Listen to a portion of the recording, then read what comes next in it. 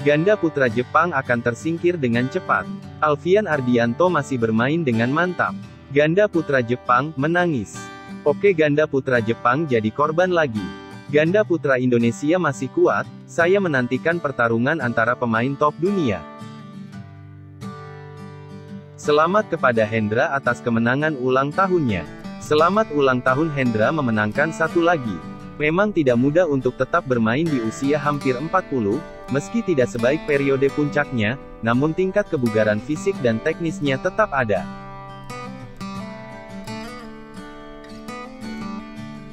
Ahsan Hendra telah memenangkan 100% kejuaraan dunia sejauh ini, dan saya harap kali ini dapat dipertahankan. Benar-benar stabil. Ahsan Hendra mantap seperti biasa. Ahsan Hendra adalah kambing ganda putra jempol. Ahsan Hendra benar-benar menghemat tenaga, kedua unggulan kesal. Pasangan tua ini belum tersingkir, benar-benar tidak ada yang bisa dilihat di ganda putra. Ganda-ganda India telah meningkat sejak musim Asia Tenggara. Indonesia terbuka dan menara kembar baru mencetak poin kunci, Singapura terbuka mengalahkan Feiding, dan dia merobek 3 game dengan Ahsan Hendra. Kali ini kejuaraan dunia juga dikalahkan double-double dan drama Thailand. Tim ini memiliki kekuatan 8 besar. Heng San adalah kambing ganda putra.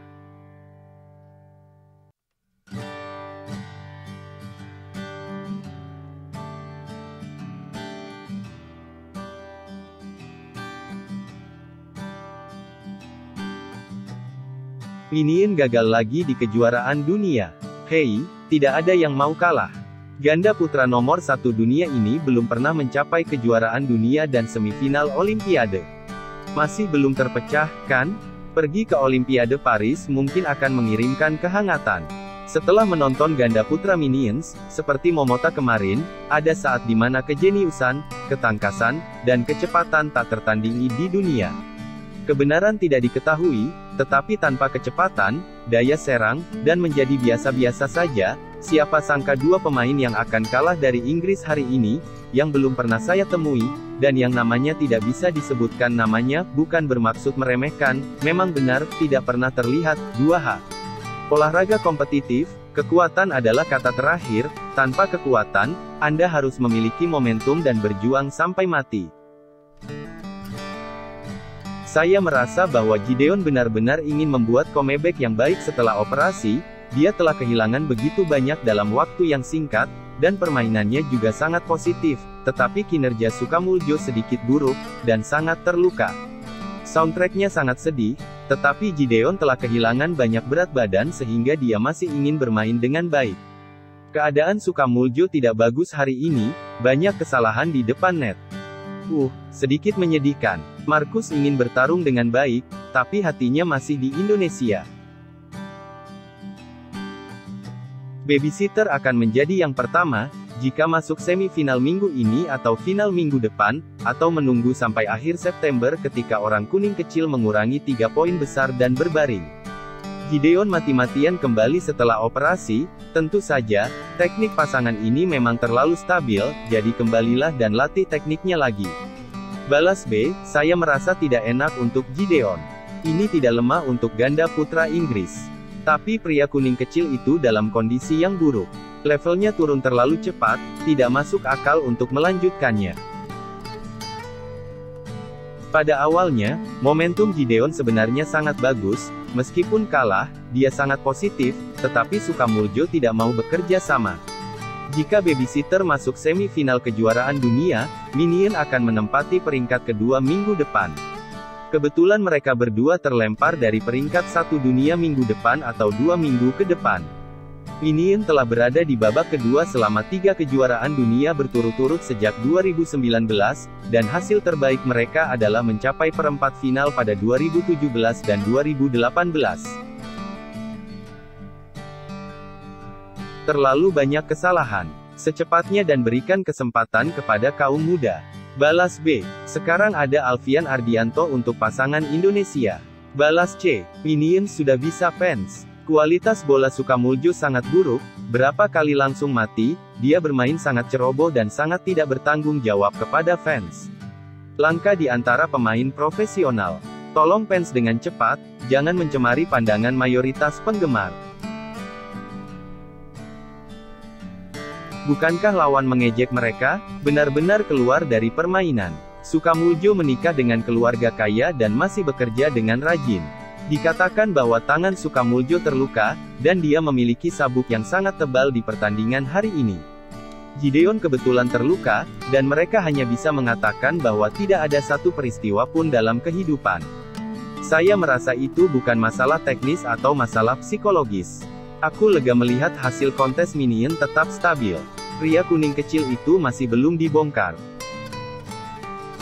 Kekuatannya tidak lagi cukup, dan sekarang yang terkuat adalah kombinasi double A. Sukamuljo akan segera menikahi dan berhenti bermain.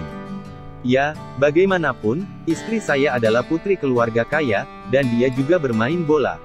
Artinya, jika Anda punya uang dan istri, tentu Anda harus pensiun dan berhenti. Menjadi seorang atlet adalah kerja keras.